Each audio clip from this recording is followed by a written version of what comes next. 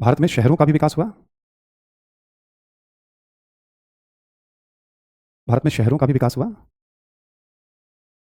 ठीक है, अब जैसे बॉम्बे, कलकत्ता, मद्रास, ये तो अंग्रेजों के कारण है। गोवा का जो शहरीकरण पुर्तगालियों की भूमिका है ना। पांडिचेरी के शहरीकरण में फ्रांसीसियों की भूमिका है। प्लस व्यापार करें तो शहरों का विकास तो होगा ही। तो इन्होंने आर्थिक क्षेत्र में बदलाव किए हैं। इनका आगमन भारत के लिए अच्छा रहा है। इन्होंने जो कब्जा किया वो भारत के लिए गड़बड़ हो गया। इनके आने से बहुत फायदा हो रहा था हमें। भारत जो सोने की चिड़िया कही जाती थी उसमें बहुत बड़ा योगदान इनका भी था। ठीक है, ऐसा नहीं था कि सोने की चिड़िया जो है मतलब चिड़िया जो है जिसको मैंने पकड़ दिया, ठीक है लाओ एक चिड़िया मेरे पास में। सोना चांदी खूब लेकर के आ रहे थे अमेरिका वगैरह लूटपाट करके भारत से। अच्छा, भारत में चीज़ों को खरीद कर क्या करते थे? भारत में चीज़ों को खरीद कर यूरोप भी बेचते थे और साउथ ईस्ट एशिया में भी। मलेशिया और इंडोनेशिया में मसालों की खेती ज़्यादा होती है। केवल ऐसा नहीं कि भारत में मसाला मिलने कहाँ मिल रहा था? केरल में मिल रहा था। केरल है कितना बड़ा इलाका मलेशिया इंडोनेशिया की तुलना में, तो वहाँ खेती ज़्यादा होती थी। तो भारत से क्या करते थे कि कपड़े, अफीम, शोरा, कपड़ों खूब ये यहाँ से खरीद करके, इवन खाद्यान्न की चीज़ें, चावल वगैरह भी इंडोनेशिया मलेशिया को बेचते थे और वहाँ से मसाले खरीद के यूरोप ले जाकर ये वाला व्यापार भी खूब चला है। ठीक है, वहाँ डिमांड बहुत ज़्यादा थी। भारत में लैंड करते थे, यहाँ से खरीदा, वहाँ बेचा और वहाँ से खरीद ऐसे करके काम करते थे। ठीक है, तो ये तो हो गया आपका आर्थिक रूप से क्या है, तो नोट करके यहाँ लिख लें आप। ठीक है, यूरोपियन व्यापारियों के कारण भारत में यूरोपीय स्थापत्य, खान पान, पहनावा, भाषा, ईसाई धर्म इत्यादि का भी प्रसार हुआ।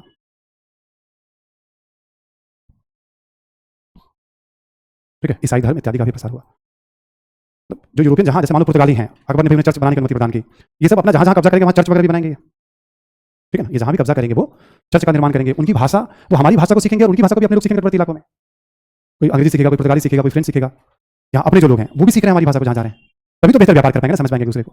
उनका जो खान पान का तरीका था, उनका जो पहनावा, वो सब प्रचलित होगा। तो इनके आने से आर्थिक ही नहीं बल्कि सामाजिक सांस्कृतिक जीवन में भी आपको परिवर्तन दिखेंगे तटवर्ती इलाकों में। पुर्तगाली कंपनियों का क्या महत्व रहा, अंग्रेज कब्जा छोड़ दीजिए, यूरोपीय व्यापारी कंपनियों का क्या महत्व रहा। ठीक है, कभी इस तरह से लिखने के लिए आ सकता है क्योंकि ये फिर कल्चर का पार्ट हो जाता है। तो आप मेंस में एक्सपेक्ट कर सकते हैं इस तरह के क्वेश्चन को। उसका एक फ्रेम ऐसे करा दिया है कि आप कुछ करना नहीं है, अभी बाकी जानकारी जैसे स्थापत्य में क्या हुआ ये सब आपके पास पहुंच जाएगी। आपके पास जानकारी रहेगी सब क्या क्या हुआ था। तो अंग्रेजों का सब पता रहेगा आपको ना, तो अंग्रेजों वाला ही काफी है अपनी बात कहने के लिए। ठीक है, तो यूरोपियन कंपनियों को लेकर, तो यूरोपियन कंपनी आपका एक टॉपिक है। एक बार फिर से इसको ऐसे समझ लीजिए थोड़ा सा। फाइनली इसको बाइंड अप कर रहे हैं हम लोग, या इसको थोड़ा हम लोग छोटा करते हैं और यूरोप के साथ इसको हम लोग कनेक्ट करते हैं। ये पश्चिम यूरोप आप मान लीजिए, आपका पश्चिम यूरोप है, ये आपका अफ्रीका है। ठीक है, ये वेस्टर्न यूरोप है आपका। और आप समझ लीजिए 15वीं से 16वीं सदी तक इस वाले पूरे, ये हिंद महासागर हो गया आपका, ये अरब सागर हो गया आपका, ये बंगाल की खाड़ी हो गई। इस पूरे व्यापार पर पुर्तगालियों का दबदबा रहा। पहला फेज किसका है? पुर्तगाल का है, 1500 से 1600।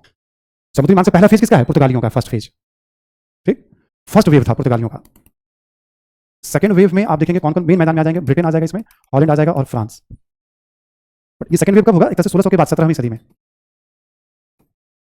पहला वेव है 16वीं सदी में, दूसरा वेव है 17वीं सदी में। 1600 में कंपनी बनी, 1602 में कंपनी बनी, 1664 में कंपनी बनी। फ्रांस की लेट एंट्री हो रही है, बट वो सब भी आएंगे सेकंड वेव में। यहाँ हमने तभी बताया था ये आपस में लड़ते रहते थे एक अधिकार को लेकर यूरोप में, एशिया में, वो सब चल रहा है। ये आके उन्हें व्यापारिक केंद्र स्थापित कर रहे हैं यहाँ।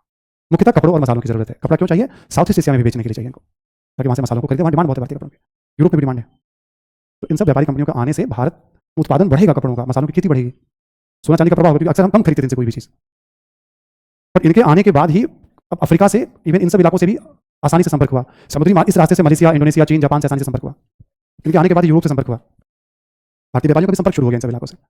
तो उत्पादन बढ़ा, नए नए मार्गों से संपर्क हुआ, फिर कृषि में नए नए प्रोडक्ट आ गए, शिल्प में नई नई चीजें आई, शहरों का विकास हुआ, मुद्रा का प्रभाव हुआ, चीजें बेहतर हुई। ये आर्थिक सेंस में दिखाया। जब ये आकर के तटवर्ती इलाकों में कहीं बस रहे हैं, मान लो तटवर्ती इलाकों में स्टैब्लिश हो रहे हैं, तो जहां भी बस रहे हैं वहां पे इन सब इलाकों में वो अपनी भाषा, संस्कृति का प्रसार, भारतीय चीजों का अध्ययन भी करने सीख रहे हैं। तो सांस्कृतिक आदान प्रदान भी होगा इनके आने से। ठीक है, फर्स्ट वेव और सेकंड वेव। ठीक है, तो पूरा का पूरा सिस्टम ही इधर का बदल जाएगा। ठीक, दो सरकारी कंपनियों की, पुर्तगाली और फ्रांसीसियों की, बाकी निजी कंपनी थे। ठीक, और भी स्वीडन वगैरह उल्लेख किया हुआ है उसमें। ठीक है, तो ये एक कॉन्सेप्चुअली जो हमें ध्यान रखना था। और ये व्यापार कर रहे हैं, अपने यहाँ मजबूत स्थिति, इसलिए कब्जा करने का मौका नहीं मिल रहा। जब परिस्थितियां कमजोर होगी तब तक यूरोप में ब्रिटेन अपनी स्थिति काफी मजबूत कर चुका था दुनिया में। तो भारत में भी जब सर्वोच्चता की लड़ाई होगी तो अंग्रेज बाजी मार ले जाएंगे। पहले दिन क्लास में हम इसी का छोटा सा कॉन्सेप्चुअल आपको आगे देते हैं, उसी के बारे में अभी थोड़ा फैक्चुअल और थोड़ा कॉन्सेप्चुअल आगे और देती है आपको। मॉडर्न इंडिया की जो पहली क्लास होगी आपको याद होगा, हम इसी से बात शुरुआत करते हैं, यूरोपियन का आगमन। अब इसी में दो और छोटी छोटी बातें हैं जो हमें ध्यान रखना है। ठीक है, एक है मराठों के बारे में, पहले थोड़ा मैं आपको समझा देता हूँ, फिर हम लोग नोट्स का इस्तेमाल कर लेंगे इस बार। ठीक है,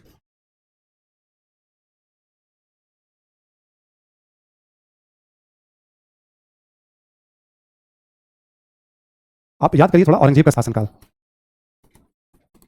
1658 से 1707।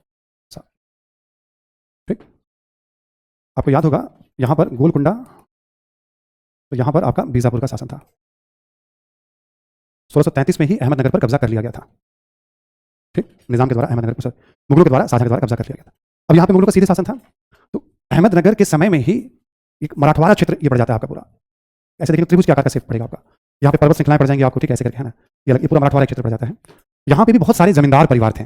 उसमें एक जमींदार परिवार था भोसले परिवार, जैसे मोरे परिवार, जावली परिवार, भोसले परिवार, ऐसे करके अलग अलग फैमिली थे। तो एक परिवार था, जमींदार परिवार था भोसले परिवार, जब यहाँ नियंत्रण था। और इसी भोसले परिवार से शिवाजी का संबंध है। 1627 में इनका जन्म हुआ था, 1680 में इनकी मृत्यु हुई थी। शिवाजी ने क्या किया, देखोगे आप, तो औरंगजेब के ठीक नाक के नीचे चुनौती देते हुए मराठों का एक राज्य स्थापित किया शिवाजी ने। उसके बाद शिवाजी ने क्या किया, जितने विरोधी जमींदार थे उनकी शक्ति का दमन किया, उनके किलों पर कब्जा किया।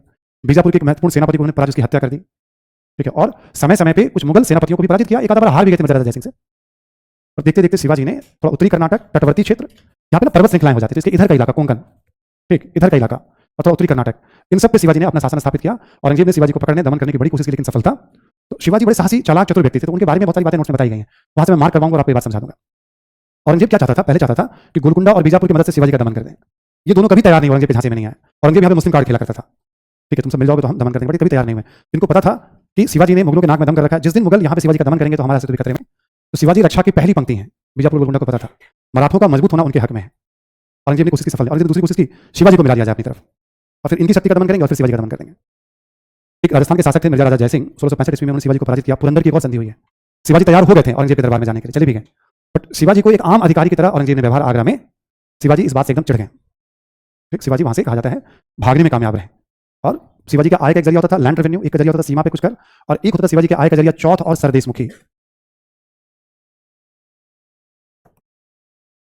और उसी बीजापुर पे गोलकुंडा पे हमला करते थे, जब हमला नहीं करेंगे तो अपने आय का चौथाई हिस्सा दो, ठीक है, या जो छोटे मोटे जमींदार थे आसपास तुम 10वां हिस्सा दो। चौथ में चौथाई 25% और इसमें 10 पड़ोसी राज्यों से दिया जाता था, दोनों क्षेत्रों से। इनके आय का बड़ा जरिया था। शिवाजी की मृत्यु हो जाएगी 1680 ईस्वी में, औरंगजेब को सफलता नहीं मिली। शिवाजी के बाद उनका एक बेटा है संभाजी, औरंगजेब से इसका भी संघर्ष जारी रहेगा, संभाजी का भी। इसी बीच में औरंगजेब क्या करेगा, बीजापुर और गोलकुंडा को भी जीत लेगा, ठीक, 1686 में। संभाजी के बाद उसका अगला शिवाजी के एक और पुत्र है राजा राम, ये भी संघर्ष जारी रखेगा औरंगजेब के साथ। स्वाभाविक मृत्यु हो जाएगी इसकी। फिर इनकी पत्नी है ताराबाई, वो सत्ता संभालेंगे, संघर्ष जारी रखेंगे। कुल मिलाकर के औरंगजेब के जीवन काल में पूरा क्षेत्र डिस्टर्ब रहा। तो शिवाजी की क्या उपलब्धियां रही प्रशासन के क्षेत्र में, राजनीति के क्षेत्र में, आपको जो हैंडआउट दिया गया उसको एक बार हम पढ़ लेते हैं, है ना। यहाँ पे भी प्योर मकसद ऑब्जेक्टिव ही है, ठीक।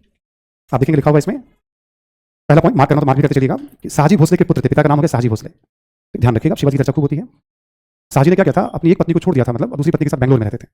तो प्रत्येक पत्नी जीजाबाई, ठीक है, यानी शिवाजी की माँ का नाम हुआ जीजाबाई, और पूना का जागीर जो था शिवाजी के पास था, ठीक, बेंगलोर की तरफ शिफ्ट कर गए थे, है ना। दादाजी कोंडदेव एक तरह से संरक्षक हो गए, मेंटोर हो गए शिवाजी के, ठीक है। तीनों बात ध्यान रखिएगा। आगे वाली घटना को छोड़ते हुए अब हम आगे बढ़ते हैं। 1659 में शिवाजी के विरुद्ध बीजापुर ने अफजल खां को भेजा था, ठीक। बस इस घटना को थोड़ा सुन लीजिए, और कुछ याद रखना है। अफजल खां शिवाजी को धोखे से मारना चाहता था। उसने अपना एक दूत को भेजा, दूत का नाम इसमें लिखा हुआ, जरूरत नहीं है। शिवाजी ने दूत से सब सच उगलवा लिया। शिवाजी ने उस दूत पे भरोसा किया, बोला मिलेंगे, बस तुम बताना नहीं, मुझे जानकारी है। इससे पहले कि अफजल खां धोखे से मारता, शिवाजी ने अपने बगनखे से अफजल खां की हत्या, क्योंकि वो गलत कर रहा था तो शिवाजी ने किया इसमें कुछ भी गलत। शिवाजी आमने सामने की लड़ाई में भी बहुत साहसी थे और चालाकी में भी बहुत, ठीक है, वो हर दाव पेच जानते थे। वो शिवजी और शिवाजी में ज्यादा अंतर नहीं था, ठीक है।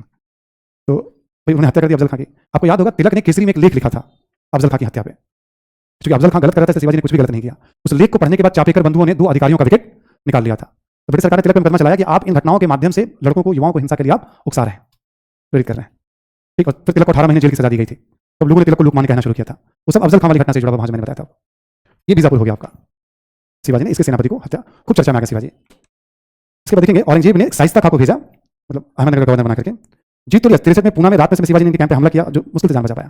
तो अगला ध्यान रखना आपको, 1663 में शिवाजी ने क्या किया, बहुत शक्तिशाली मुगलों का सेनापति है, विशाल सेना के साथ शिवाजी ने उसको भी, शिवाजी ने क्या किया, उसके शिविर में ही प्रकट हो गए। सुबह का समय था, रात्रि का समय था, 2-3 बजे। तो मराठों का खौफ होता था, क्योंकि छापामार शैली में थे। जब शिवाजी उसके शिविर में प्रकट हो गए तो अफरा तफरी मच गई एकदम, कि बहुत कम सैनिकों के साथ थे, बट डर एक, शिवाजी कॉन्फिडेंट डर जाएंगे वो, मराठों ने हमला सब जान बचा के भागने लगे। उससे मुगलों की प्रतिष्ठा को भी काफी चोट। उसके बहुत बड़े सेनापति गवर्नर को शिवाजी ने भगाया। बीजापुर के सेनापति, सामान्य जमींदार के पुत्र थे शिवाजी। शिवाजी ने साहस के दम पर जीरो से अपने एक राज्य का निर्माण किया था। ठीक, दूसरी बड़ी घटना, थोड़ा बहुत ध्यान रह जाए तो कोई नुकसान नहीं करेगा आपको। तीसरी बड़ी घटना देखेंगे आप इसमें, मतलब घटनाक्रम सारा याद नहीं रखना, बस शाइस्ता खां को पराजित किया था इन्होंने। शिवाजी के दमन के लिए औरंगजेब ने भेजा था जय सिंह को, और शिवाजी यहाँ पे सरेंडर कर देते हैं। पुरंदर की संधि होती है और शिवाजी मुगल दरबार में जाते हैं, ठीक। तो ये वाली घटना भी यहाँ पे शिवाजी ने सरेंडर कर दिया था, ठीक है, क्योंकि औरंगजेब ने और विशाल सेना भेजी थी शाइस्ता खां के बाद, ठीक है। और जय सिंह ने समझाया था शिवाजी को अपने साथ जोड़ने में ज्यादा फायदा है, बट हमने जैसा बताया औरंगजेब ने सम्मान दिया नहीं। जब आगरा गया उसके कैपिटल में, तो शिवाजी कहा जाता है फल की टोकरी में भेष बदलकर वहां से भाग निकले। औरंगजेब के नाक के नीचे से भी वहां से भाग निकले, फिर थोड़ा शांत रहे। फिर सूरत बहुत बड़ा व्यापारी केंद्र था, शिवाजी ने 1664 में, उससे पहले भी रुका था एक बार, फिर 1670 में दूसरी बार लूटेंगे सूरत को। वहां से खूब पैसा मिलता था सूरत से। आगे देखेंगे, चालाकी से निकल जरूरत नहीं है। 64 में शिवाजी ने सूरत की प्रथम लूट, ऐसे ध्यान रखिएगा, कोई खास इंपॉर्टेंट नहीं है। लास्ट पॉइंट देखेंगे 1674 में रायगढ़ में शिवाजी का राज्यारोहण, ये ध्यान रखिएगा। बनारस के ब्राह्मण ने किया था, सूर्यवंशी क्षत्रियों ने घोषित किया गया था, बस इससे ज्यादा जानने की जरूरत नहीं है। तो एक सामान्य जमींदार के पुत्र थे, पूना के जागीर के प्रबंधक थे, वहां से इन्होंने अपना राज्यारोहण किया, महाराष्ट्र, उत्तरी कर्नाटक और कोंकण क्षेत्र में अपने राज्य की स्थापना, औरंगजेब के नाक के नीचे की। इसमें 2-3 घटनाओं को याद रखिएगा। क्लियर? प्रशासन में अब आप देखेंगे शिवाजी के प्रशासन में एक अष्टप्रधान का उल्लेख है। वहां देखेंगे 8 अधिकारियों का उल्लेख किया गया है केंद्रीय प्रशासन में। अष्ट प्रशासन में जो पहला है पेशवा, ठीक, पेशवा का नाम पहले भी सुना है। तो शिवाजी के समय पहली बार ये पता रहा है। शिवाजी के बाद अगला महत्वपूर्ण होता है प्रशासन में पेशवा, समझो प्रधानमंत्री, ठीक। दूसरे नंबर पे है वित्त मंत्री आमत या मजुमदार, ठीक है, दोनों नामों से जाना जाता है। एक फारसी नाम हो गया, आपका एक संस्कृत हिंदी नाम हो गया। ऐसे 8 का उल्लेख किया गया इसमें। 5वें नंबर पे है दबीर या सुमन, ठीक है, लिखा हुआ उसमें। 3 कम से कम आप याद रखिएगा अष्टप्रधान में, पेशवा, आमत या मजुमदार, दबीर या सुमन, ठीक। प्रशासन में एक बात हो गई अष्टप्रधान। उसके बाद सैनिक प्रशासन का उल्लेख है। इसमें भी 2-4 बातें आपको ध्यान रखनी है। शिवाजी ने एक मजबूत सैन्य व्यवस्था बनाई थी, क्योंकि पूरा युद्ध भी टिका हुआ था मैटर उनका। आप देखेंगे घुड़सवार इनकी सेना में भी था, बारगी और सिलादार मुगलों की तरह, सेम कॉन्सेप्ट है। इसमें आपको घुड़सवार सेना इनके पास थी, बस ये याद रखिएगा, ये मुगल वाला ही पॉइंट है। अच्छा, आगे जो लिखा 25 घुड़सवारों का हवलदार, ये सब याद मत रखिएगा, एक बार इसे पढ़ते हुए चले जाइएगा। बस ये देखिए घुड़सवार सेना थी, बारगी और सिलेदार थे, ठीक। इनके पास भी पैदल सेना थी, बस ये जानना है आपको, हर सेना में होती है। और बाजीराव प्रथम आपको याद होगा पिंडारियों के साथ अपने साथ सैनिक अभियान पे, तो पिंडारी भी आगे चलकर सेना में जुड़ जाएंगे, ठीक। किला प्रशासन बहुत इंपॉर्टेंट था। आप देखेंगे 250 किले थे इनके पास, 111 फोर्ट शिवाजी ने निर्माण कराया था, ठीक। किलों के अधिकारी हुआ करते थे, उसमें जाने की जरूरत नहीं है। यानी घुड़सवार सेना, पैदल सेना और किला प्रशासन सेना में 3 महत्वपूर्ण अंग हो गए इनके कॉन्सेप्ट में। किला प्रशासन में देखेंगे इंपॉर्टेंट पॉइंट है, सैनिकों को नकद वेतन देने की आम धारणा है कि तो निश्चित रकम के लिए भूमि या ग्राम देने की प्रथा को पूर्णतः समाप्त। वेतन के रूप में जो भूमि दी जाती है उसको मुकासा कहते थे, ये याद रखिएगा सैनिकों को। और एक शब्द आएगा सरंजाम, वो भी बता दूंगा सेम है, कभी पूछेगा मुकासा क्या होता था, ठीक। और कुछ नहीं जानना है। हाँ, इसमें देखेंगे कोंकण पर कब्जा करने के बाद शिवाजी ने एक मजबूत नौसेना का गठन किया, उनके सेनापति का नाम है। यानी इनके पास एक नौसेना भी थी शिवाजी के पास, ठीक। घुड़सवार सेना, पैदल सेना, किला प्रशासन और नौसेना, ठीक। अब न्याय प्रशासन बस ऐसे पढ़ के छोड़ दीजिएगा। मुगल प्रशासन बस इतना जानिएगा, इन्होंने भूमि का पूरा सर्वेक्षण कराया था, ये ध्यान रखने वाली बात है, ठीक। तो शिवाजी को क्यों याद करते हैं? एक जागीरदार के पुत्र से एक शासक बनते हैं, अपने समय की महत्वपूर्ण शक्तियों औरंगजेब की अधीनता स्वीकार उस तरह से कभी नहीं करते हैं, परमानेंट वाला। एक समय के लिए गए वो, बट सब बात नहीं बनी। बीजापुर को इन्होंने हराया, मुगलों को कई बार इन्होंने हराया, स्थानीय। तो एक सामान्य परिवार से उठ करके, जमींदार परिवार से उठ करके राजा तक का सफर, और फिर आर्थिक आधार मजबूत करते हैं और सैनिक आधार मजबूत करते हैं। तो शिवाजी पहली बार मराठों के राजा स्थापित, इसलिए शिवाजी की इतनी चर्चा होती है। अब शिवाजी के बाद शासन में कौन आएगा? उनका पुत्र जो है, प्रशासन तो ऐसे ही चलेगा आपका जो है। तो शिवाजी के बाद आते हैं शांभाजी, ठीक। ये चलता रहा लड़ाई, औरंगजेब और शिवाजी के बड़े बेटे थे, और कुछ नहीं जानना है। औरंगजेब ने हत्या कर दी थी संभाजी की, और संभाजी का एक बेटा था साहू, जिसको औरंगजेब ने अपने पास बंधक बना के रख लिया था। जब औरंगजेब हत्या कर देगा तो शिवाजी के दूसरे बेटे हैं राजा राम, ये जिंजी को केंद्र बनाकर औरंगजेब से संघर्ष करेंगे। 1700 ईस्वी में इनकी प्राकृतिक मृत्यु हो जाएगी, और कुछ नहीं जानना आपको उनके बारे में, ठीक। इनकी मृत्यु के बाद इनकी पत्नी ताराबाई संघर्ष जारी रखेंगे अपने एक बेटे के नाम पे। कुल मिलाकर क्या हुआ आप देखोगे, औरंगजेब जब तक रहा तब तक मराठों का संघर्ष पूरा दक्षिण डिस्टर्ब। इनकम, औरंगजेब पैसा खर्च करता और इनकम कुछ हो नहीं रही है, आर्थिक संकट का एक बड़ा कारण। आप जब पढ़ेंगे औरंगजेब के समय महत्वपूर्ण विद्रोह था, हमने मराठा विद्रोह लिखा के छोड़ दिया था, मैंने कहा वक्त आने पे आपको समझा दूंगा। अब आप समझ पाएंगे पूरा दक्षिण डिस्टर्ब, केवल मराठा नहीं, ठीक। अब ताराबाई के बाद क्या होगा, जब औरंगजेब की मृत्यु हो जाएगी और बहादुर सा शासक बने, तो क्या करेगा, साहू को छोड़ देगा।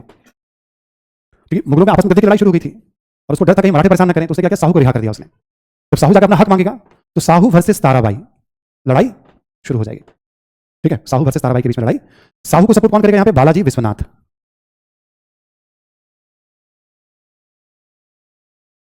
ठीक है। बालाजी विश्वनाथ की मदद से साहू राजा बनने में कामयाब हो जाएंगे। एक समझौता हो जाएगा, मराठों का राज्य 2 भागों में, कोल्हापुर जहां ताराबाई को दे दिया जाएगा, और सतारा जहां शिवाजी के वंशज के तौर पे साहू शासन करेंगे, ठीक। अब साहू इतने खुश होंगे कि बालाजी विश्वनाथ को बहुत पावर, क्योंकि शासक बनवाया था बालाजी विश्वनाथ ने। फिर यहां से क्या होगा, राजा का कद कम हो गया, शिवाजी के परिवार का कद, और यहां से पेशवा का कद बड़ा हो गया। बात समझ में आ रही है ना सभी को? एक बार मैंने जिक्र किया था मॉडर्न इंडिया में आपको, बट हमने कहा था फिर आगे मैं एक बार थोड़ा विस्तार से समझा दूंगा उसके साथ, ठीक है। यहां से क्या हुआ, अब बालाजी विश्वनाथ का कद, पेशवा का कद बड़ा हो गया। देखिए अब इसमें साहू के बारे में लिखा हुआ है, बस जितना मैं बता रहा हूं इसके अलावा नहीं जानना है कुछ भी, इतना ही जानना है कि हाँ थोड़ा क्रम पता रहे आपको।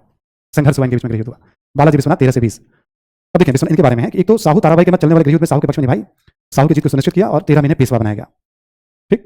ये बात हमने बताई थी अभी आपको। ताराबाई से समझौता कराने में भी इनकी बड़ी भूमिका थी। ताराबाई को कोल्हापुर का क्षेत्र दिया गया, जबकि साहू को, यानी मराठा राज्य 2 भागों में, कोल्हापुर का छोटा सा राज्य और एक सतारा, ये वही सतारा जिसका डलहौजी ने विलय किया था। आपको याद, तीसरे मराठा युद्ध के बाद सतारा में प्रताप शिवाजी के वंशज को दिया गया था, ठीक है। सतारा का ही मेन रोल था, कोल्हापुर का ज्यादा रोल नहीं था। हाँ, 57 के विद्रोह में कोल्हापुर वालों ने भी भाग लिया था, रंगूजी बापू थे कोल्हापुर में, उल्लेख मिलता है 57 के विद्रोह में। तो 2 ऐसे बढ़ गए थे, ठीक। एक बालाजी विश्वनाथ ने समझौता कराया, इसके क्या खास बात है, प्लस पेशवा का पद, नंबर 1। नंबर 2 मुगलों से समझौता, समझौते में क्या थे छोड़ दीजिए, ठीक। मुगलों से समझौता, समझौते के प्रावधान वैसे आप एक बार पढ़ लीजिए, खास नहीं है। तो बालाजी विश्वनाथ ने क्या किया, पहली बार मुगलों ने मान्यता प्रदान कर दी मराठों के राज्य को, औरंगजेब ने कभी मान्यता नहीं दी थी। तो बालाजी विश्वनाथ ने मुगलों से मान्यता, समझौता किससे किया था, सैयद बंधु से। सैयद बंधु का नाम याद होगा आपको, याद है ना सभी को सैयद बंधु का नाम, रिमेंबर ना, 2 भाई थे, ठीक है, हुसैन अली, हसन अली, ऐसे जो भारतीय मुसलमान थे। तो पहली बार मान्यता, तो बालाजी विश्वनाथ ने क्या किया, इसको जिताया। दूसरा, मुगलों से मान्यता भी, तो 2 बड़ी बात हो गई। इनकी मृत्यु के बाद क्या हुआ, इनके बेटे को पेशवा, यहां से पेशवा का पद वंशानुगत। पेशवा कौन देखेंगे आप इसमें, बाजीराव प्रथम, 1720 से 1740। बाजीराव प्रथम की खास बात क्या है, इसी समय महाराष्ट्र के बाहर मराठों की राजनीति। अब ये बाजीराव प्रथम क्या करेंगे, गुजरात को निपटा देंगे, मालवा को निपटा देंगे, ठीक। ये बुंदेलखंड पे भी अच्छा खासा अपना प्रभाव कर लेंगे वो। कहा जाता है बाजीराव मस्तानी जो थी वो बुंदेलखंड में मिली थी इनको, है ना। बुंदेलखंड में भी अपना प्रभाव स्थापित करेंगे, ये दिल्ली तक अभियान, दिल्ली के पास तक जाएंगे, वापस लौट आएंगे। तो मराठा राज्य को साम्राज्य में बदलने का काम किसने शुरू किया? बाजीराव प्रथम ने। मराठा राज्य को साम्राज्य में बदलने का काम शुरू किया बाजीराव। अब आप देखेंगे इसमें अलग से निजाम मराठा संघर्ष, ये सब यूपीपीसी वगैरह में काम आता है, आज इसमें काम नहीं आएगा। निजाम को कई बार इन्होंने युद्ध में हराया है, यूपीपीसी में कभी पूछा गया है। ठीक, मुगलों से संघर्ष, गुजरात पर मराठों का नियंत्रण, मालवा पर मराठों का नियंत्रण, दिल्ली के समीप अभियान, बुंदेलखंड, पुर्तगालियों से कुछ क्षेत्र छीना इन्होंने। ठीक, इस प्रकार हम क्या देखते हैं, बाजीराव प्रथम ने, अब मुगलों का पतन जारी है, रंगीला का शासन शुरू हो गया है, और इधर मराठों का उत्थान, मराठों का एक्चुअल उत्थान शुरू हुआ बाजीराव प्रथम के समय। मुगलों का पतन और मराठों का उत्थान, पिंडारियों को सेना में लेके यही जा रहे हैं बाजीराव प्रथम। उसके बाद बाजीराव प्रथम के बाद बालाजी बाजीराव अगला पेशवा बनते हैं 1740 से 1761। साहू ने एक वसीयत छोड़ी थी, उसमें लिखा था पेशवा ही सारे प्रमुख होंगे, वसीयत में लिख दिया था कि मेरे बाद पेशवा। तो बालाजी बाजीराव के समय कानूनी तौर पे भी पेशवा सबसे शक्तिशाली बन गया। ठीक, राजा राम के समय से ही मराठों के द्वारा अर्ध स्वतंत्र राज्यों का उदय प्रारंभ। राजा राम जो शिवाजी के बेटे थे, इसका मतलब हो गया जैसे सिंधिया, भोसले, याद है आपको, तो वो सब इतने पावरफुल हो गए थे। कब शुरू हुआ था उनको महत्व मिलना? राजा राम के समय। इसको मराठा संघ कहा गया है। पेशवा टॉप पे होगा, बाकी मराठा सरदारों के दम से वो पूरे हिंदुस्तान पे शासन करेंगे। कौन कौन थे इसमें? नागपुर के भोसले, ग्वालियर के सिंधिया, होलकर, धार के पवार, बड़ौदा के गायकवाड़, ये आप जानते हैं ऑलरेडी। इनके समय जो सबसे इंपॉर्टेंट क्या होगा, इनके समय उड़ीसा मराठों के पास आ जाएगा। मुगलों का कमजोर होना जारी और मराठों का विस्तार। और मराठे तय करेंगे कि दिल्ली में सुल्तान बादशाह कौन होगा। बालाजी बाजीराव के समय मराठों ने तय किया और अब्दाली के प्रतिनिधि को पंजाब से बाहर भगा दिया। बालाजी बाजीराव के समय एक बड़ी शक्ति बनते हैं, और बालाजी बाजीराव के समय भारत की सबसे बड़ी शक्ति। उड़ीसा पर कब्जा हुआ इनका, दिल्ली पे इनके हिसाब से शासन हो रहा है, पंजाब से अब्दाली के प्रतिनिधि को बाहर कर दिया। उसी का प्रतिशोध लेने के लिए अब्दाली आएगा और पानीपत का तीसरा युद्ध, जो मराठों के हार का और मराठों के पतन का कारण बनेगा। ठीक, तो इससे आगे की कहानी तो आपको याद होगा, तीनों मराठा युद्ध मैंने बता ही रखा था आपको। मराठों का इतिहास ऐसे आपका कनेक्ट हो जाता है। जितना मैं बोर्ड पे बता रहा हूँ, कॉन्सेप्ट वही ध्यान रखना है आपको, आइडिया रह जाएगा, इन्फॉर्मेशन आते जाते रहेंगे। आइडिया से भी बहुत सारे सवाल सॉल्व हो जाते हैं पीटी में, ध्यान रखिएगा। इन्फॉर्मेशन इसमें लिखा हुआ है। ठीक, पानीपत के तीसरे युद्ध के बारे में संक्षेप में परिचय दिया हुआ इसमें। मराठा और अब्दाली के बीच में हुआ था। मराठों की तरफ से सेनापति थे विश्वासराव, पेशवा के पुत्र। वास्तविक सेनापति थे सदाशिवराव भाऊ, दोनों युद्ध में मारे गए थे। मराठों की तरफ से तोपखाना इब्राहिम खां गाजी संचालित कर रहा था, और दूसरे वाले नोट्स में भी पानीपत युद्ध के बारे में, हार के कारण महत्व वगैरह सब लिखा हुआ है। ठीक, शिवाजी, उनके वंशज और तीनों पेशवा के बारे में संक्षेप में एक परिचय, प्रशासन के बारे में नोट करके वहां 2-3 शब्द लिख लीजिएगा, नोट करके लिख लेंगे आप, जरा 2-3 वर्ड है, एक लिख लें आप, चौथ। ठीक है, मराठों, मतलब शिवाजी ने स्टार्ट की थी इसकी, मराठों के द्वारा पड़ोसी क्षेत्रों से आय का चौथाई हिस्सा वसूलना, आय का चौथाई हिस्सा वसूलना। ठीक, ब्रैकेट में लिखेंगे आप, सुरक्षा के नाम पर, सुरक्षा के नाम पर। ठीक है, चौथाई हिस्सा वसूलना सुरक्षा के नाम पर। तो चौथ का ना उल्लेख मिलेगा, एक है सरदेशमुखी, लिखेंगे आप सरदेशमुखी में, मराठों मतलब पड़ोसी क्षेत्रों से आय का 10वां भाग वसूलना, आय का 10वां भाग वसूलना। ठीक है, आय का 10वां भाग वसूलना। और एक लिख लें आप, सरंजाम, सरंजामी व्यवस्था, सरंजामी व्यवस्था लिखें। मराठा सैनिक अधिकारियों एवं सरदारों को भूमि अनुदान के रूप में वेतन, भूमि अनुदान के रूप में वेतन। ठीक है, इसे मिल लेंगे आप, कॉमन आगे चलकर यह वंशानुगत हो गया। ठीक है, अब 2 चीज आपके कंप्लीट हो गए यहाँ पे। एक आपको याद होगा, हम लोग पढ़ते हैं क्षेत्रीय राज्य। ठीक है, 18वीं सदी में कुछ नहीं पढ़ना इसमें, हम जितना पढ़ चुके हैं 18वीं सदी में क्षेत्रीय राज्य मॉडर्न इंडिया में, बस उतना ही पढ़ना है आपको। बस कुछ सजेशन है यहाँ पे, थोड़ा सा आपको ध्यान देना है। ठीक, अब जैसे मुगलों के मान लो बंगाल, ठीक, आपको क्या करना है, जहां जहां कोई संस्थापक का नाम है, जैसे बंगाल में मुर्शीद कुली खां, एग्जैक्ट आपको वर्ष नहीं मिलेगा कि कब से मान लिया जाए, बट मुर्शीद कुली खां को संस्थापक माना गया। ठीक, अवध है ना, सआदत खां को संस्थापक माना गया। अवध मुगलों के पतन के बाद जो राज्य बन गया, तो क्षेत्रीय राज्य कहते हैं। संस्थापक का नाम थोड़ा ध्यान रखना है। ठीक है, अवध हो गया। एक बार आप नोट्स में आ जाइए, थोड़ा सा आपको मैं इसमें ही राज्यों का परिचय, इसमें आप देखेंगे पेज नंबर 2 पे, क्षेत्रीय राज्य में हैदराबाद दिख रहा सभी को, पेज नंबर 2 पे हैदराबाद, संस्थापक का नाम दिया हुआ है इसमें, चीन किलिच खां या निजामुल मुल्क 1724। ठीक, और इसके बारे में पूरा परिचय देगा, आप ऐसे पढ़ते चले जाएगा, आजादी के बाद पूरा का युद्ध हुआ था। बट मेरी तरफ से इतना कि आप केवल संस्थापक का नाम ध्यान रखिए। ठीक, अवध देखेंगे पहले पॉइंट में लिखा हुआ सआदत खां। ठीक है, दिख रहा सभी को, संस्थापक हो गया आपका। उसके बाद आगे है, उसके बाद सफदरजंग होंगे, फिर सुजाउद्दौला के बारे में आप जानते हैं ना। तो फिर अवध का पूरा परिचय है इसमें, आप यूपी एग्जाम देने जाते तो पूरा पढ़ के जाना है आपको अवध इसमें। ठीक है, पूरा परिचय एक रीडिंग कर लेंगे आप इसमें, है ना। बंगाल मुर्शीद कुली खां, फिर बंगाल का पूरा एक परिचय है संक्षेप में। ठीक, कर्नाटक में सआदतुल्ला खां। जैसे हैदराबाद मुगलों से अलग हुआ तो कर्नाटक हैदराबाद के अधीन था, वैसे कर्नाटक भी हैदराबाद से अलग हो गया। संस्थापक का नाम है सआदतुल्ला खां। सिखों के बारे में थोड़ा बहुत उल्लेख किया गया है, यहाँ कुछ खास नहीं पढ़ना है। राजपूतों के बारे में कुछ परिचय दिया गया है इसमें, राजपूतों के बारे में कुछ खास परिचय नहीं है। एक मिर्जा राजा जयसिंह है, देवचंद्रा के चैप्टर नंबर 1 से उनके बारे में आप एक बार पढ़ लीजिएगा। ठीक, जयसिंह के बारे में उन्होंने जंतर मंतर बनवाया था दिल्ली में, है ना, मथुरा में, जयपुर में, ऐसे करके 4 जंतर मंतर बनवाए थे उन्होंने। ठीक है, तो अच्छे मतलब लर्नेड शासक हैं। तो एक पैराग्राफ बिपिन चंद्र में दे रखा है जयसिंह के बारे में, पढ़ लेना उसको वहां से आपको। ठीक है, जाटों के राज्य के बारे में आपको याद होगा, यहाँ संस्थापक का नाम दिया हुआ है चूड़ामन और बदन सिंह, और सबसे शक्तिशाली थे सूरजमल, तो दोनों नाम यहाँ दिया हुआ है। रुहेलखंड के संस्थापक का नाम दिया हुआ है दाऊद और अली मोहम्मद। ठीक है, ये राज्य बना था आपका एक तरह से नादिर शाह के आक्रमण के बाद। ठीक है, फर्रुखाबाद के संस्थापक का नाम दिया हुआ है, त्रावण को उल्लेख मार्तंड वर्मा का उल्लेख है। ठीक है, मैसूर मराठा आपको यहाँ से पढ़ने की जरूरत नहीं है। ठीक है, तो आप क्या करिएगा, बिपिन चंद्रा में एक बार जयपुर के जयसिंह के बारे में, केरल के बारे में, जहाँ मार्तंड वर्मा, राम वर्मा, एक ही पैराग्राफ में लिखा हुआ, दोनों पढ़ लीजिएगा। ठीक, और क्या पढ़िएगा, राजनीतिक पढ़ने के लिए एक बार पूरा चैप्टर पढ़िएगा। फिर वहाँ समाज अर्थव्यवस्था लिखा हुआ है। ठीक है, उसमें क्या, जैसे केरल के कवि कुंचन नामबिहार, तमिल के तैनुमर, सिंधी कवि का उल्लेख है, उर्दू के कवि का उल्लेख, 6-7 उसमें कवियों का उल्लेख किया गया है। सुन पा रहे सभी लोग, पहले वाले चैप्टर में। अब आप पढ़ने की स्थिति में हैं।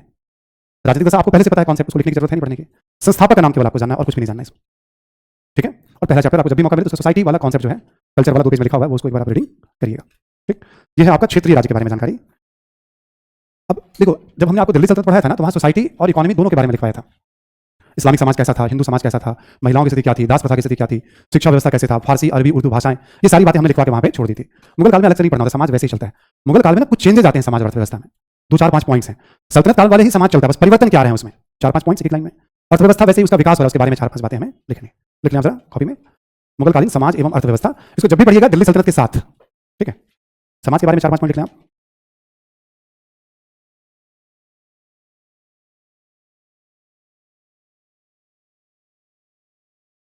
ठीक है, लिखें आप कि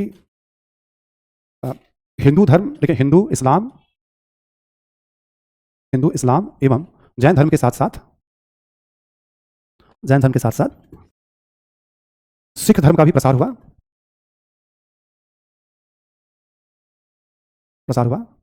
तथा मुगल काल में ही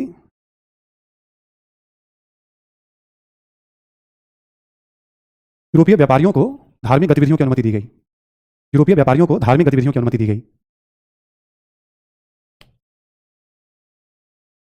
आपको याद हो सल्तनत काल में क्या लिखा था, मेनली है इस्लाम और हिंदू धर्म, थोड़ा जैन, वो तीनों धर्म तो है ही। अब क्या हुआ, ईसाई धर्म वाले भी आ गए हैं और सिख धर्म वाले भी आ गए हैं, तो धार्मिक विविधता पहले की तुलना में ज्यादा। तो वहां जब आप पढ़ें तो उसमें कॉन्सेप्ट ऐड हो जाएगा। अगला पॉइंट लिखें, इस्लाम के भीतर शासन में अफगानों का महत्व कम हुआ।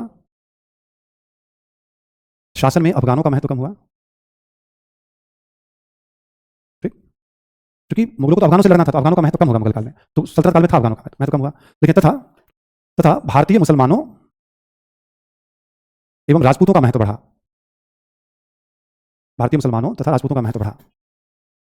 ठीक, ये एक थोड़ा सा चेंज आपको दिखाई पड़ेगा। अगला पॉइंट क्या आप कि सल्तनत काल की तुलना में राज परिवार की महिलाओं की राजनीतिक सक्रियता अधिक दिखी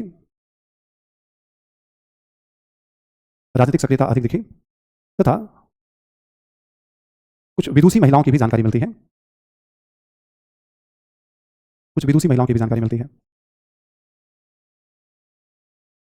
ठीक है, तो विदुषी महिला से गुलबदन बेगम, आपको याद होगा हुमायूं नामा जब मैं साहित्य बताया था, गुलबदन बेगम है, औरंगजेब की बहन है, बेटी है, ये सब पढ़ी लिखी महिलाओं में गिनती।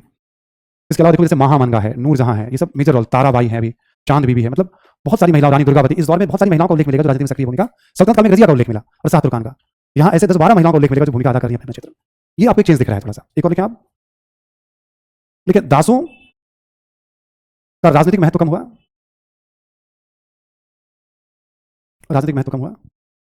ठीक, इस दौर में आपको देखिए दास जो है कोई मंत्री बनाया जाना ऐसा नहीं हो रहा है, मतलब मुगलों ने दासों वाला कल्चर एकदम, दासों का काम केवल सेवा करना, उत्पादन करना, राजनीति में से बंद कर दिया। तो सल्तनत काल की तुलना में चेंज दिखेगा आपको दासों का राजनीतिक महत्व। तो हमें क्या शाही स्तर पर या समाज में चेंज दिखाई पड़ रहा है। अगला पॉइंट लिखें आप, फारसी भाषा का प्रसार। ठीक है, पहले की तुलना में ज्यादा प्रसार होगा। बड़ी संख्या में हिंदू फारसी में किताब लिख रहे हैं इस समय। आप औरंगजेब वाली किताब देखिएगा, शाहजहां वाली किताब देखिएगा, किताबों की लिस्ट, क्योंकि नौकरी फारसी में है, तो फारसी सीखेंगे, फिर नौकरी अंग्रेजी में आ जाएगी।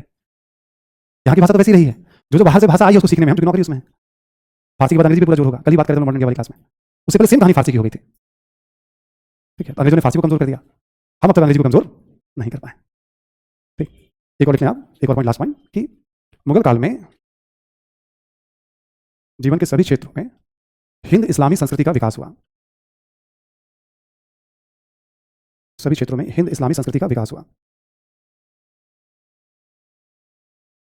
ठीक है, ये कुछ चेंजेस वहां से हमने इसको कॉन्सेप्चुअली कर दिया आपको। ठीक, जैसे ना पैकेज कंप्लीट रहना चाहिए, राजनीति, समाज, अर्थव्यवस्था, संस्कृति की पूरी समझ। सवाल राजनीति संस्कृति होते हैं, कभी कभी इधर से भी कुछ कॉन्सेप्ट्स आ जाते हैं। ताकि लगे कि हाँ ये मेडिकल इंडिया हमारा यहाँ पे पूरी तरह से एंड हुआ है, मतलब ये नहीं लगे कि अचानक से कहाँ चला गया, तो कभी आप रिवीजन करेंगे अरे सर ने तो बताया ही नहीं और हमें पता ही नहीं चला कब निकल गया। ठीक है, ऐसा कोई वाला काम जो है नहीं। अभी सप्लीमेंट में कुछ और मैटर भी ऐड ऑन कर दूंगा मैं सुरक्षा के लिए, आपकी संतुष्टि के लिए। कभी आप ये याद करें तो ये नहीं कि सर तो निकल लिए हमें छोड़ करके, नहीं ये वाला काम नहीं, हर बैच में हुआ तो आपके बैच में भी वो होगा। अभी बस 5 मिनट 10 मिनट और कंप्लीट हो जाएगा आपका 10 मिनट में। फिर इसके बाद 1-1.5 घंटे हम लोग अलग से फिर कभी बात करेंगे आठों क्लासिकल डांस के बारे में, क्लासिकल म्यूजिक के बारे में। ठीक है, वो मॉडर्न इंडिया से जुड़ जाता है, आपका करंट कल्चर से जुड़ जाता है, जिसकी बेसिक जानकारी। तो ऐसे मेडिकल कंप्लीट हो जाएगा कल्चर आपका, यूरोपियन आर्किटेक्चर के बारे में थोड़ा। ठीक है, क्लासिकल डांस है, क्लासिकल म्यूजिक है, उसको कैसे तैयार करेंगे आप, ओवरऑल कल्चर को कैसे देखेंगे आप। ठीक है, एक जनरल चर्चा होगी कल्चर के बारे में, मतलब वो कोई टॉपिक उसका सरकार नहीं होगा उसका। औपचारिक तौर पर एंड हो जाता है, बट उस पर हम चर्चा करते आए हैं 1 घंटा 1.5 घंटा। ठीक है, तो फिर कभी ऐसे ही किसी दिन एक्स्ट्रा टाइम लेकर आपको हम, ठीक है, जब आप रिवीजन करके आएंगे पूरा मेडिकल इंडिया, एंशिएंट इंडिया।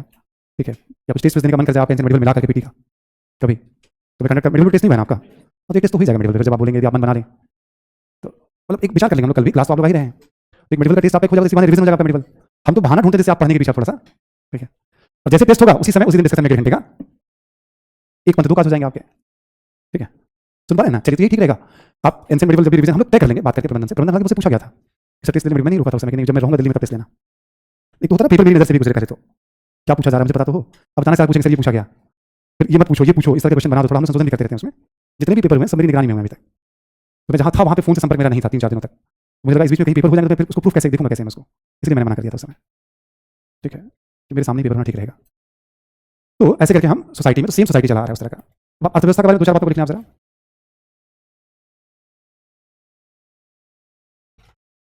अर्थव्यवस्था से पहले जैसा ही है। ठीक, इसमें लिखिए आप कि कृषि के क्षेत्र में,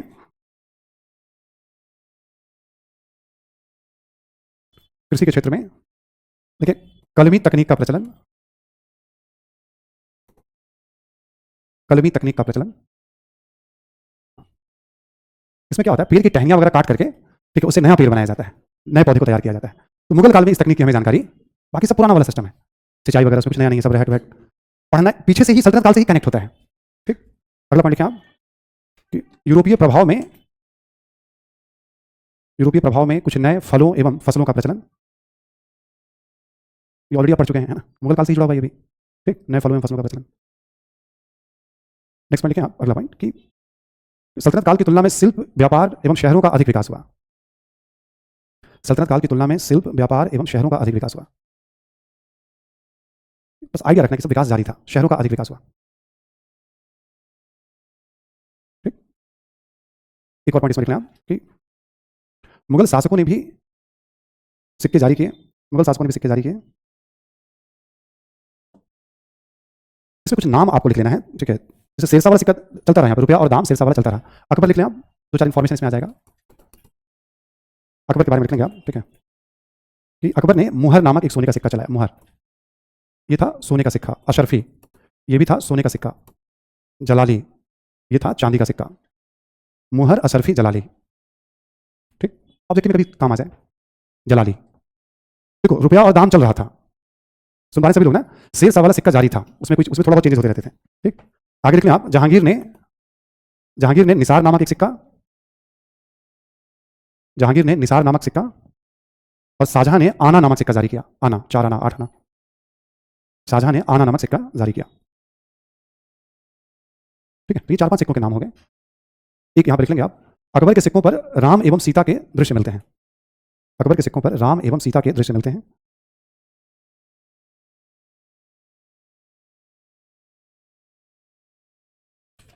ठीक, अब नोट करके कुछ सामाजिक वर्गों के बारे में नाम, टर्म है 6-7 तो लिखेंगे आप, नोट करके लिख लीजिएगा। व्यापारी वर्ग के बारे में,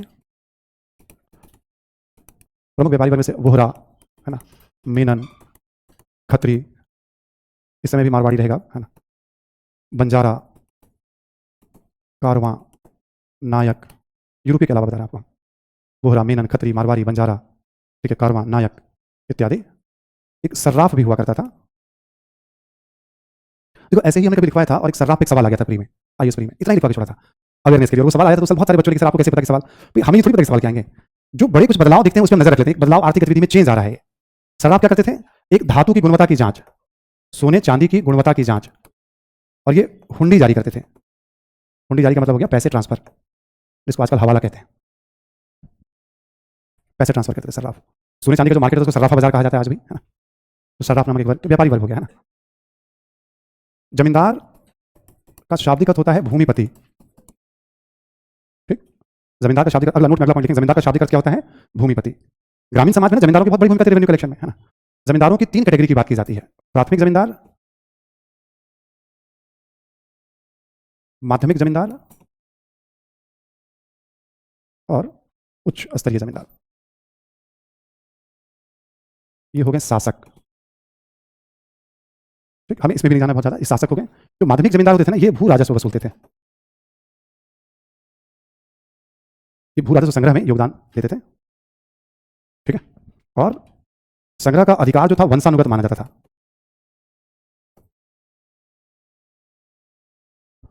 संग्रह का अधिकार वंशानुगत माना जाता था। ठीक है, एक इस कॉन्सेप्ट के लिए मैं इसको लेकर के आया। किसान की जब बात की जाती थी उसमें 2 तरह के किसान का उल्लेख मिलेगा आपको, एक खुद कास्त, और ये हो गया आपके छोटे किसान। ठीक है, ये है भूमि के मालिक और स्वयं खेती करते हैं। खुद कास्ट शब्द मिलेगा आपको किसानों के लिए। छोटे किसान हैं, भूमि के मालिक हैं, स्वयं खेती करते हैं। ठीक, कभी आ सकता है खुद कास्ट क्या होता था, तो आपको लगेगा होता क्या था खुद कास्ट, या ऐसे शब्द, ये लोकप्रिय शब्द है जो मैं आपको लिखा रहा हूँ, कोई किताब में मिलेगा आपको। और लास्ट लिख लें आप पाही कास्ट। पाही कास्ट हो गया आपका भूमिहीन किसान। ठीक, जो दूसरों के खेतों में मजदूरी करते थे उसको पाही कास्ट कहते थे मुगल काल में। ठीक है, ये कुछ मिले जुले कुछ शब्द हैं इससे जुड़े हुए, जो मैंने भी कॉपी पेन डाउन आपको करा दिए हैं। जब कभी आपका मेडिकल प्रेजेंट टेस्ट हम लोग प्लान कर लेंगे तो उसमें थोड़ा क्लासिकल डांस या फोक डांस, ठीक है, क्लासिकल रंगमंच या फोक रंगमंच, क्लासिकल म्यूजिक या फोक म्यूजिक। क्लासिकल जैसे हम लोग बात करें, मान लो एग्जाम्पल के तौर पे, तो आप सब जानते हैं जैसे भरतनाट्यम है, तो कैसे प्लान करेंगे उसको आप। ठीक है, कथकली है, कुचिपुड़ी है, ये सब। ठीक है, और जैसे फोक है, मतलब नागिन डांस आजकल बहुत हिट है, भांगड़ा सब जानते हैं। ठीक है, कालबेलिया है, बहुत सारे ऐसे हैं, मतलब ठीक है, घूमर है, डांडिया है ना। मतलब तो हाउ टू प्लान, मतलब इसके लिए एक ढांचा बन जाएगा आपका म्यूजिक को लेकर, कैसे स्ट्रक्चर बना देंगे आपको हम। ठीक है, तो ऐसे समझो सेमी करेंगे जैसा होता है ये, बट क्लास के साथ ही मैं डिस्कस कराता आया हूँ ताकि बच्चे थोड़ा अवेयर हैं। तो कभी 1-1.5 घंटा और हम लोग बातचीत करेंगे। औपचारिक तौर पे आपका ये एंड हो चुका है। ठीक है, बट जैसे टेस्ट हम लोग रखेंगे ना, कर लेंगे बात जनवरी में ही, मतलब ज़्यादा फिर टेलीवर कर जाएगा, वो भी 23 जनवरी से पहले। तो आप रिवीजन करते रहिएगा, है ना। तो 23 जनवरी का टारगेट लेके चलो कि मॉडल कंप्लीट हो जाएगा आपका, तो उसके उसी बीच में कभी किसी संडे को, ठीक है, सैटरडे को हम लोग जब भी ऐसा रहेगा तो हम लोग प्लान कर लेंगे। ठीक है, चलिए आप लोग जाइए फिर रिवीजन करिए, पढ़िए। ठीक है, थैंक यू।